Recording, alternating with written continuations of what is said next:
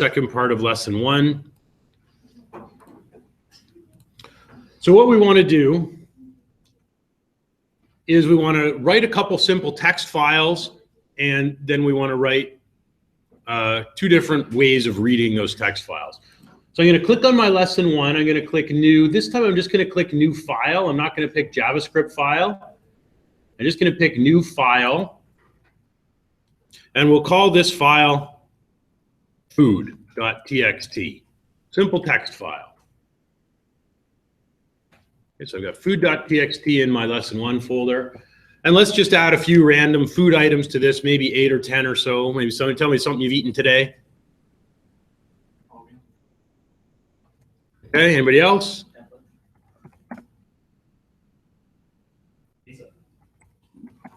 I just had a muffin. Anything else? I want maybe 8 or 10 things in here. Toast, that's good. Chocolate. I had eggs, bagel, maybe one more. Oh, good. We can do that as 2 things. Thanks, Harsh. Okay, good. There's our food list. Doesn't really matter what you put in here, just some things that are food. If your list doesn't match mine, no problem. Just get 8 or 10 things in your list.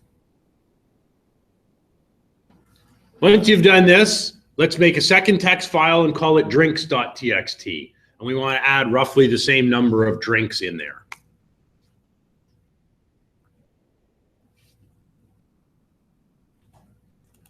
So I'll again make a new file and call it drinks.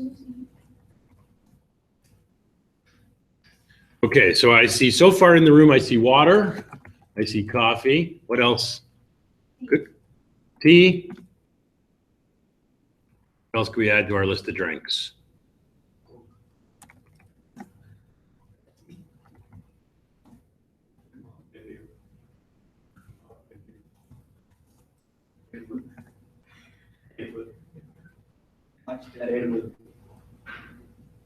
Sorry. Oh. Apple juice? Red Bull. Oh, Red Bull. Sorry. Okay. As long as we have some drinks in here. Again, your list doesn't have to match mine. That's fine. Nine's okay. Okay, so you've got roughly 8 or 10 things in your food list and roughly 8 or 10 things in your drink list. Okay. So now let's make a new JavaScript file that we're going to call blocking.js. So I'll right-click lesson 1, choose new JavaScript file. And this file is going to be blocking. We're not going to require the HTTP library. We're not going to load this in our browser. We're simply going to run this file from command prompt and just log out contents to the console. Okay. We do need to use a different module, though, in order to read files.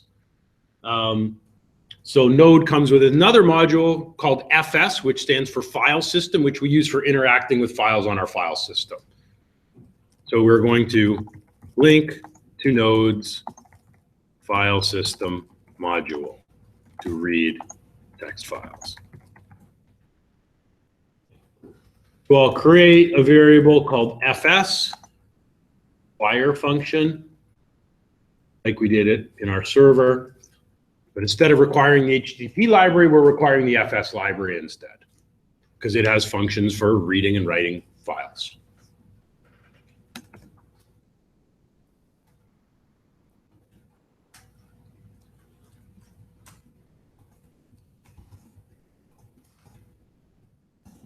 So the first thing we want to do is open up the food.txt file and read the values.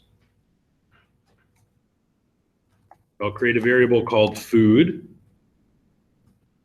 And our file system library has a function called read file sync.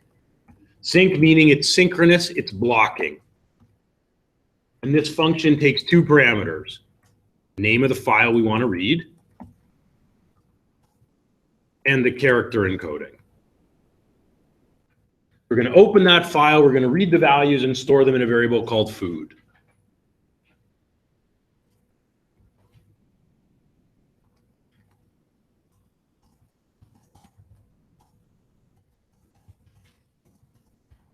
Then we want to print out, display a heading, and then we want our list of food, ending with bread and butter. Can you explain line 8?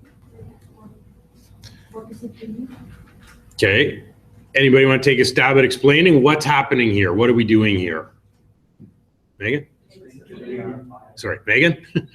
It's reading the food.txt file, and it's synchronous, so it's not going to read any other file at the same time. Right. So we're opening that text file, and we're reading the contents and putting them in this variable.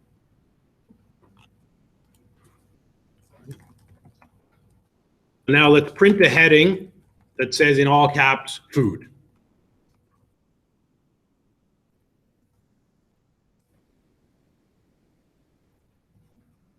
Now we want to display the list of food that we read out of the text file. How would we do that? Not response, because we're not using the browser here. We're just using the command prompt. Log and then variable. Right, so now we'll do console.log. And our food, and it's a variable, it's not in quotes, it's not literal, it's going to be the contents of our food file. We now want to do the exact same thing with the drinks. So we'll need 3 more commands. Read the drinks file, print the drinks header, and print the list of drinks. So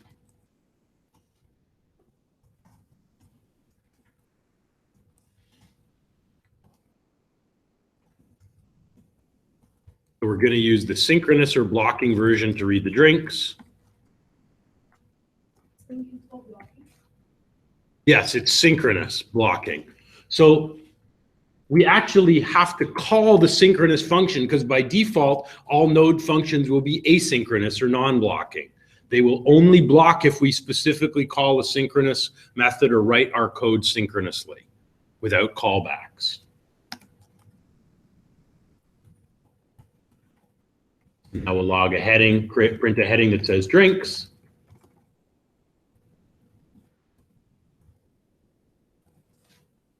And we'll print the drink list.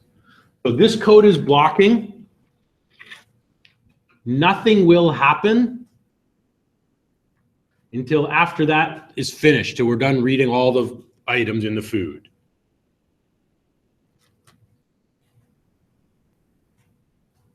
So there's all our code.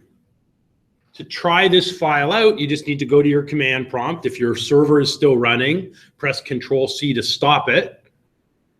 And then you can just type the command node and then a space blocking and see what you get.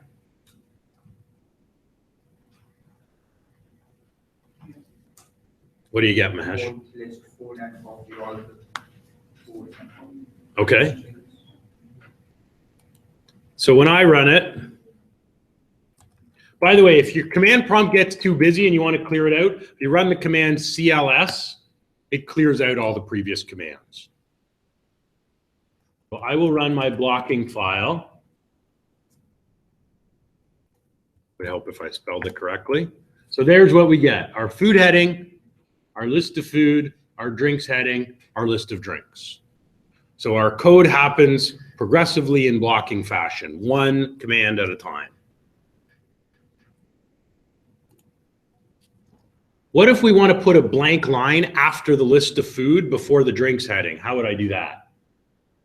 I could just add something to this.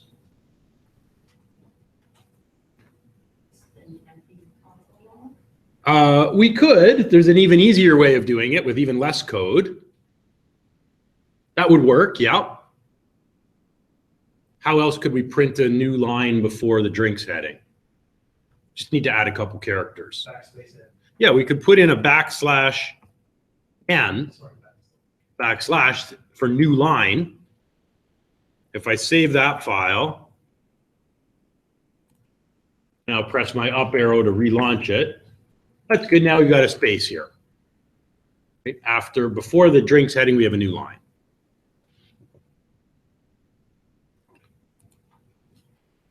So there's our synchronous version.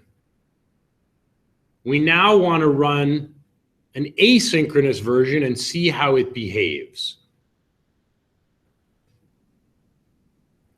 So our blocking file is done. What I want you to do now is create a last JavaScript file, last file we're going to create today, called nonblocking.js. Let's go ahead and make a new file, new JavaScript file, and we'll call it non-blocking.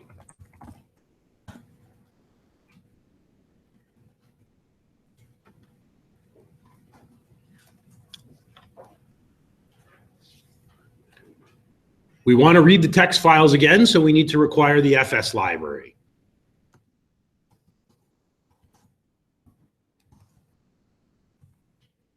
Our first line of code will be the same.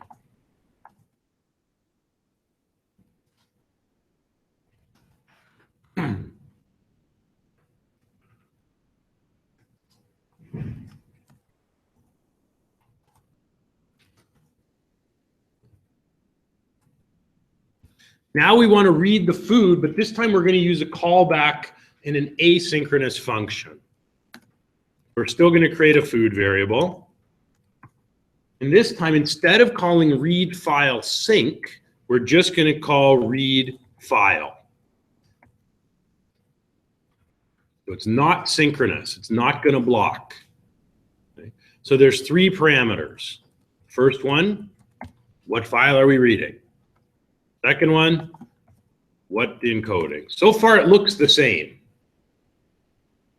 However, now we're going to add our callback function, our anonymous, unnamed function. This callback takes 2 parameters. When we try to read the file, one of 2 things is going to happen. We're going to get one of 2 things back. What are the 2 things we might get back? We won't get both at the same time. We're going to get one thing or something else. What are the 2 possibilities we might get when we open that file and try to read the contents? What might come back? What do we hope to get back? Yeah, we hope to get back the list of food if all goes well. If things don't go well, what are we going to get back? You got it. So those are the 2 parameters of our callback. An error, which is the first parameter, and the second parameter is the list of food. We're going to get one or the other. And then we open a set of curly braces. So now we want to say what happens after we try and read the list. If we have an error, let's print the error to the console so we know what happened. Else, we'll print out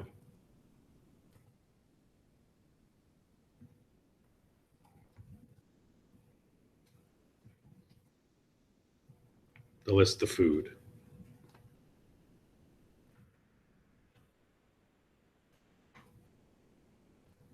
So we might get an error, we might get data back. We're going to print out one or the other.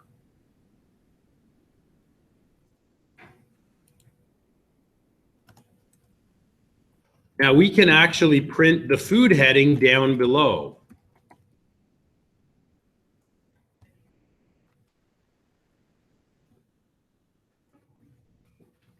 I would suggest our food heading is still going to print first.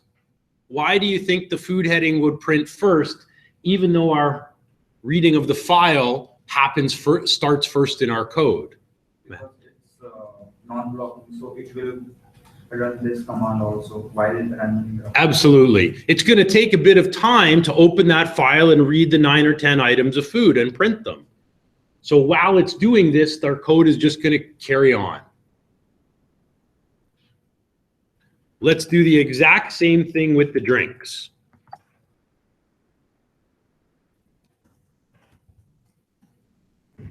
We'll create a drink variable.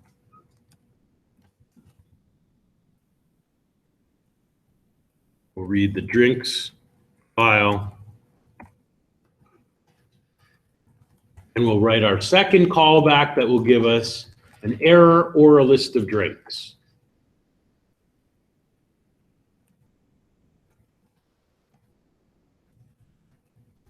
If we have an error, we'll log it.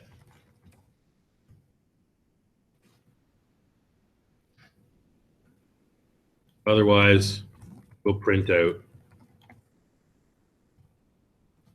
drink list. Now, I'll print out the drink heading afterwards here as well.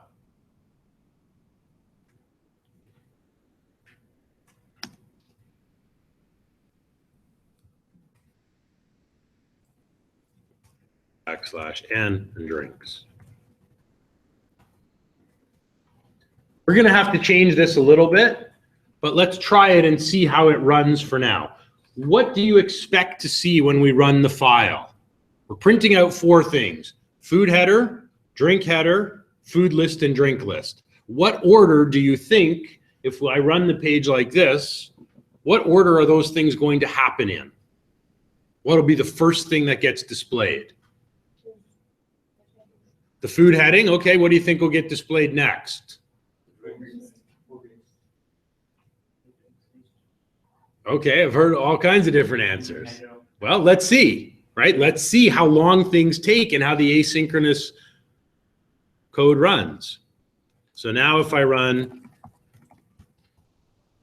non-blocking,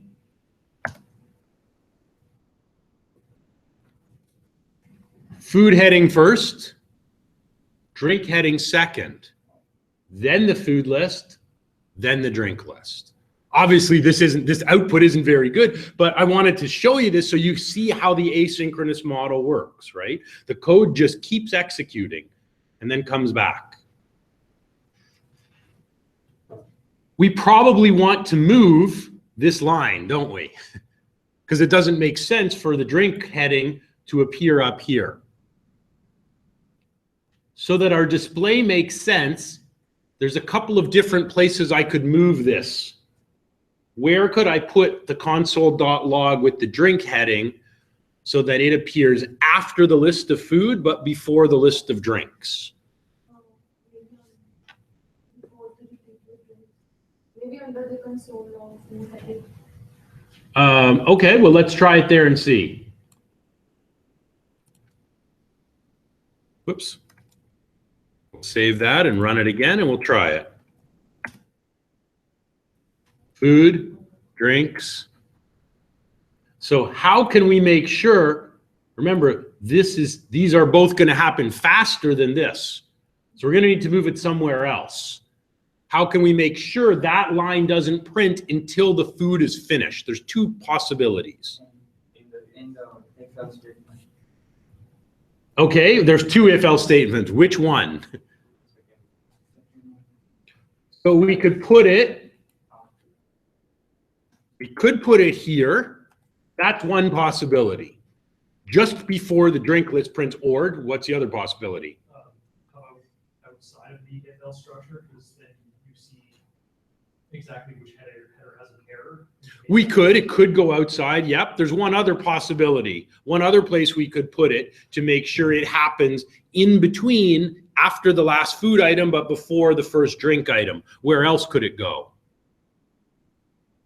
It's fine here. It could also go right here, right? After the food is done logging out.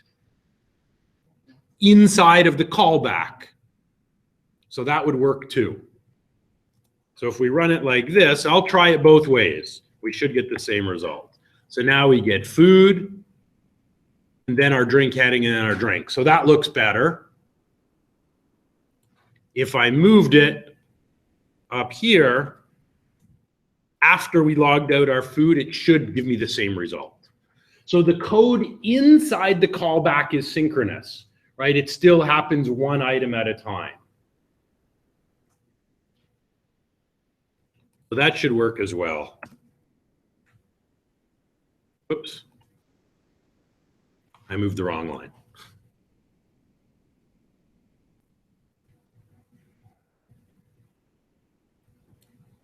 I meant to move the heading. If I move the drink header after the food list, That works too. Food heading, food, and then the drinks heading after in the drinks.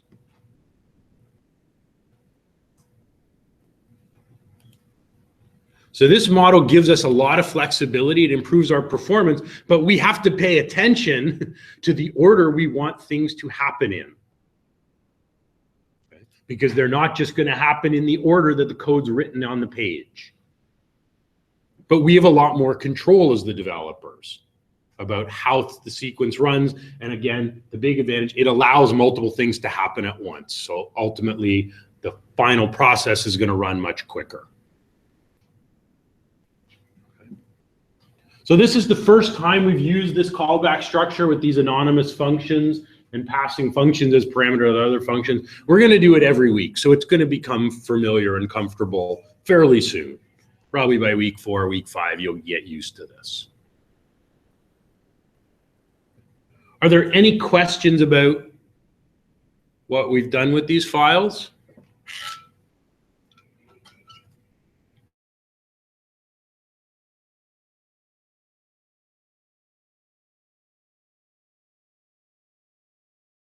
Can we put the console.log at the very beginning of before if statement? Yes, sure we could. The only thing is if we put it before the if, it's going to print the food heading even if we get an error. Which if you wanted to do that, sure, no problem. We could move this here. But it might say, it could say food and then an error message. If that's what you wanted to do, that's fine. That would work that way, no problem. Good question. Any other questions?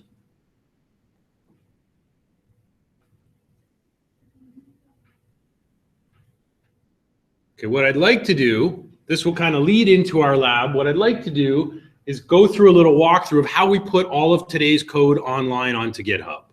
Okay, who's used GitHub before and comfortable with it? Anybody?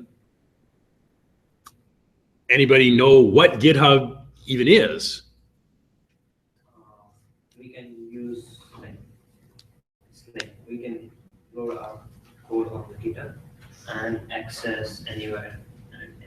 Okay, yeah, so it's an online repository for your code. What else does it allow us to do? Why else do we use it? It allows us to do work together, doesn't matter like you're working from here or here. Okay, so it's for working in teams. It's a central repository to sync our code. So if Brandon and I are working together, I like working in the morning, Brandon works at night.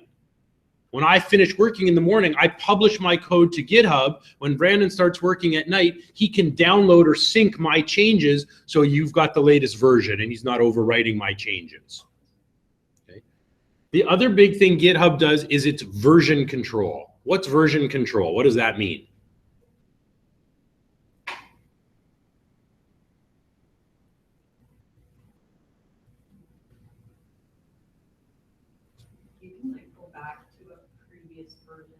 You got it. It archives all of your code so that when we're working on something today, something that used to work and we've overwritten and changed that code, GitHub allows us to go back to our archived version and get the old code that was working.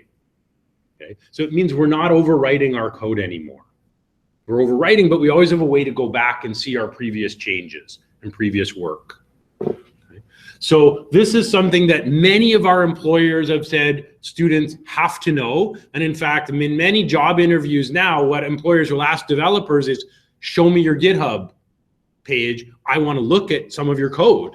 I want to see applications you've built and see you understand version control. And I can actually see your code online on GitHub. So if you do not have a GitHub account, I want you to go there now. And you can go, actually, if you go to education.github.com, they actually have a student package. And if you click get the pack and sign up, it gives you a whole bunch of stuff. I mean, GitHub accounts are free in general, but it also gives you some other things like credits on Amazon Web Services and DigitalOcean. So these are cloud hosting services. They give you a free domain name and free SSL certificate for Namecheap. Lots of great stuff for students they're giving to you. GitHub is not the only version control system out there, but it's the most popular one. And most of the cloud providers will automatically link. So when you publish code to GitHub, it can automatically update your website, your live website, which is really handy. And if it suddenly breaks, you can just then link back to an earlier version instead of having to find your old files. So make sure you have a GitHub account. And I want you to log into your GitHub account.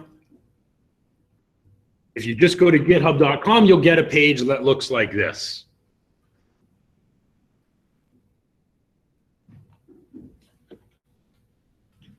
So I'm going to show you how to publish your code from your local machine to GitHub. And we'll push our lesson 1. Everybody will push theirs up to GitHub, and then I'll give you your lab, which is basically doing the same thing at home, creating another code repository and publishing your stuff online.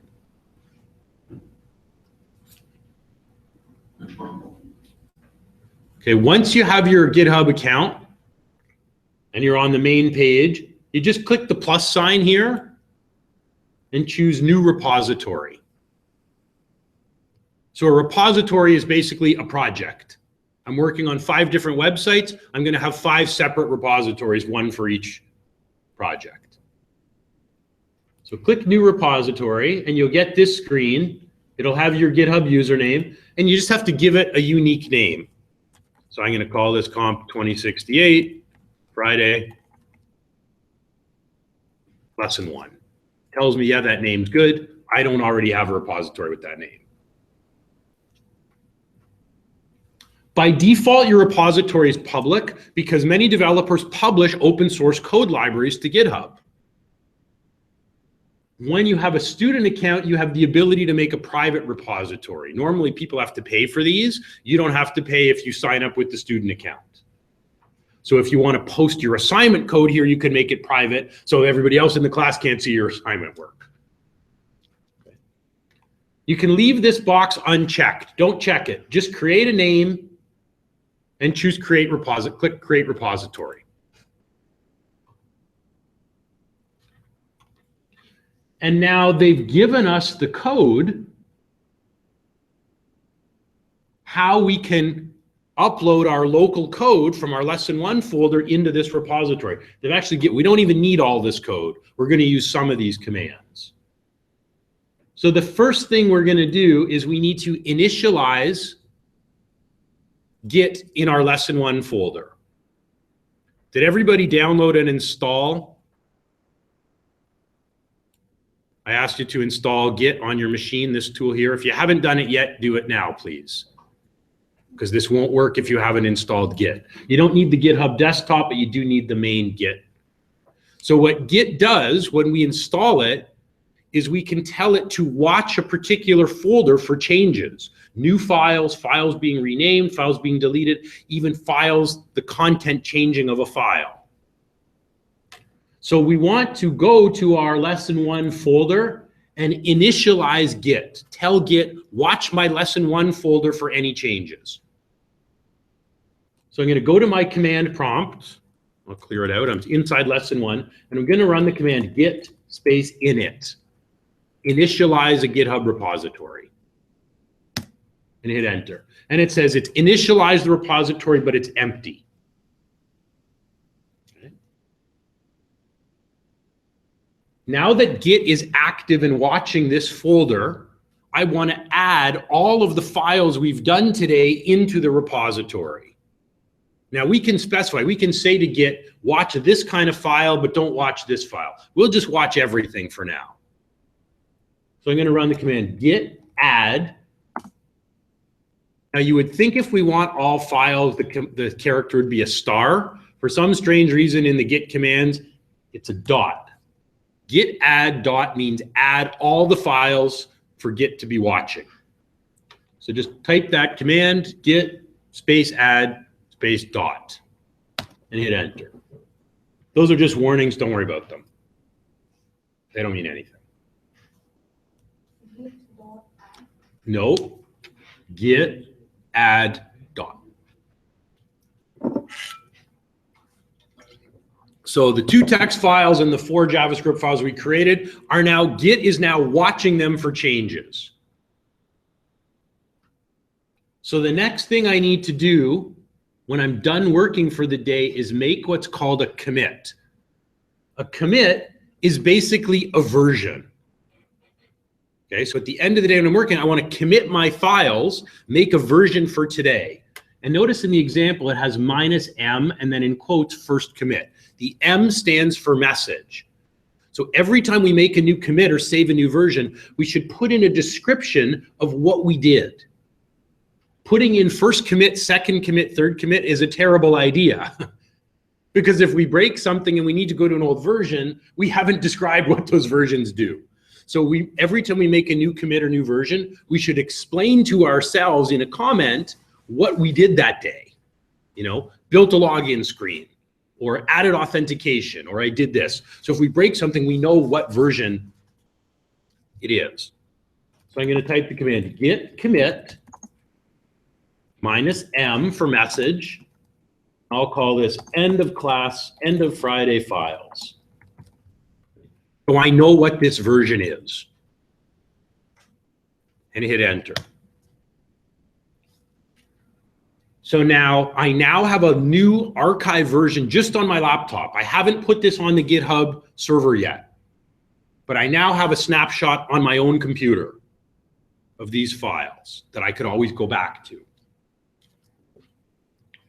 So now we need to do 2 more things. We're almost done.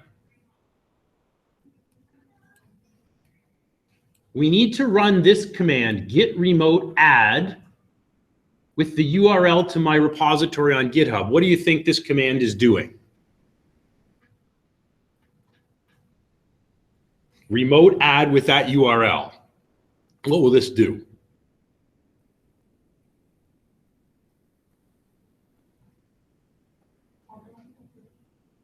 You're close. It doesn't, the upload is actually this. That's the push command. Push means upload.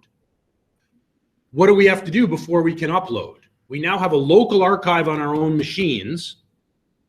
We want to upload. So what do you think this is doing with this URL? You got it. We're linking our local archive now to the GitHub repository we created online. So we only have to do this once when we first create the archive. We won't have to do it every time we upload. So I'm just going to highlight this line and copy it.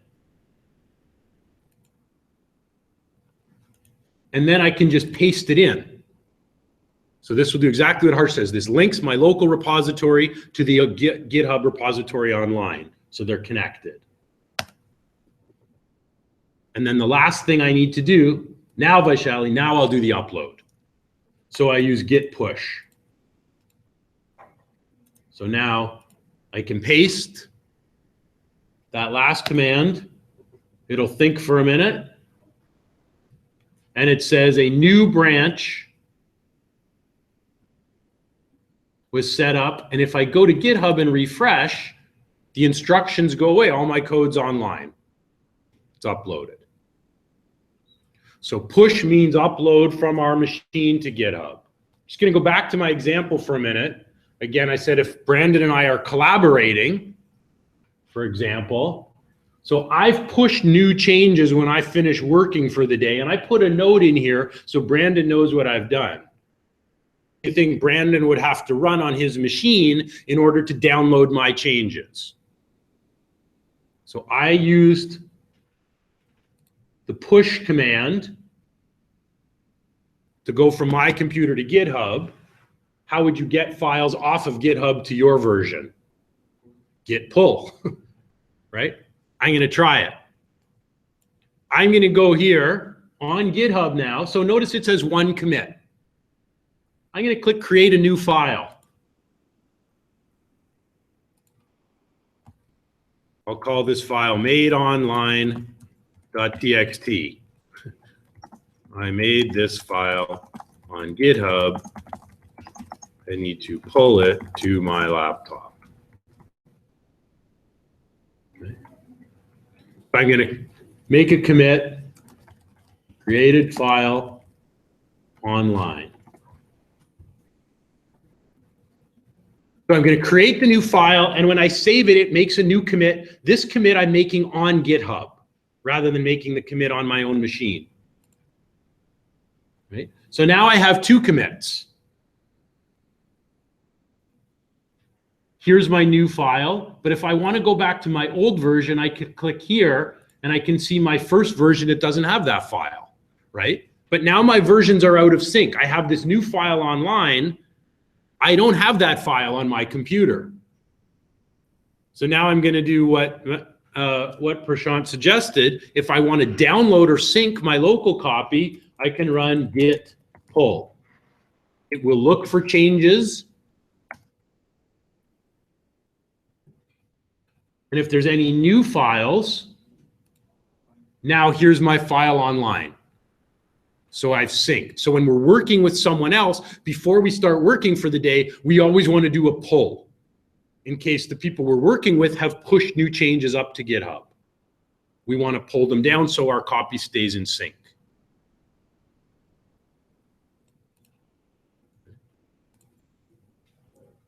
So I'll publish all of my code at the end of every lesson. You can always find it. You just go to my main GitHub page and click on repositories, and you'll see the latest code repository if you want the day's files.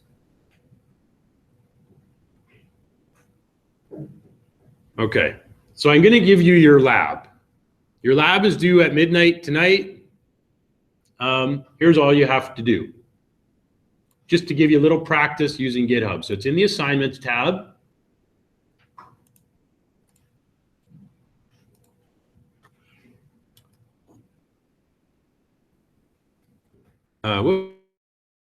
Sorry.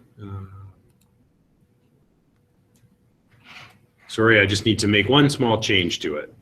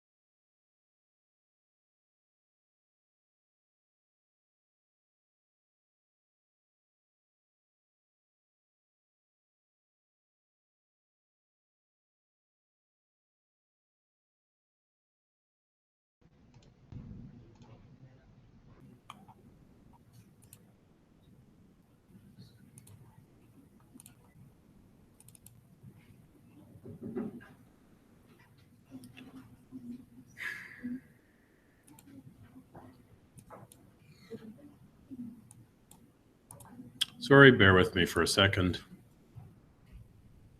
I want to make sure I give you the right version of this because I've updated the document.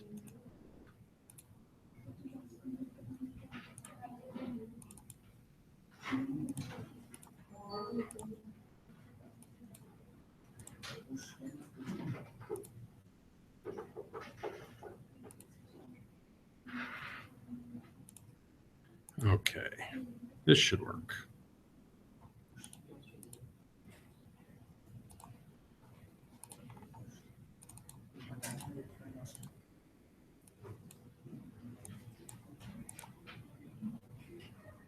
Okay, mercifully.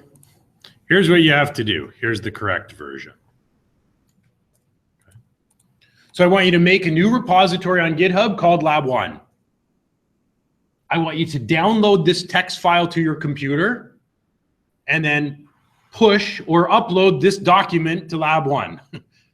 So you're going to make 3 commits. The first commit is just going to show this document unchanged. The second commit, you're going to do what I just did. Edit the document and make a second commit. Just add a new line, changing the file and make a second commit.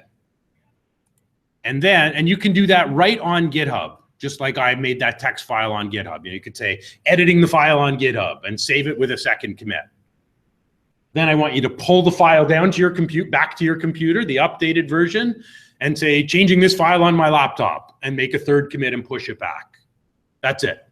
That's the lab. Okay, you don't have to write any code. All you have to do to submit your lab is give me the link to your repository. So just highlight it, copy, and paste that link into Blackboard. So all I'm going to do to mark it, I'll click on your repository link, which will take me here. I should see 3 commits. I'll just click on each one, and I'll just click the version and open the file and make sure the file looks different every time. Okay, so you're making a new repository with 3 different versions of this text file. That's it. So all I need is the link. Okay, you have until tonight. This should take 5 minutes to do. Shouldn't take any longer. Okay, I do have office hours now in A building. If anybody does need to come, I will be around for the next hour.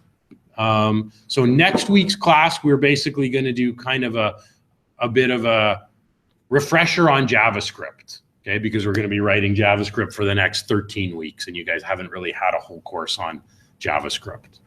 Okay, so that'll be next week's class, and we'll do a JavaScript lab, hopefully in class next week as well. Okay, that's it for today. Have a great weekend.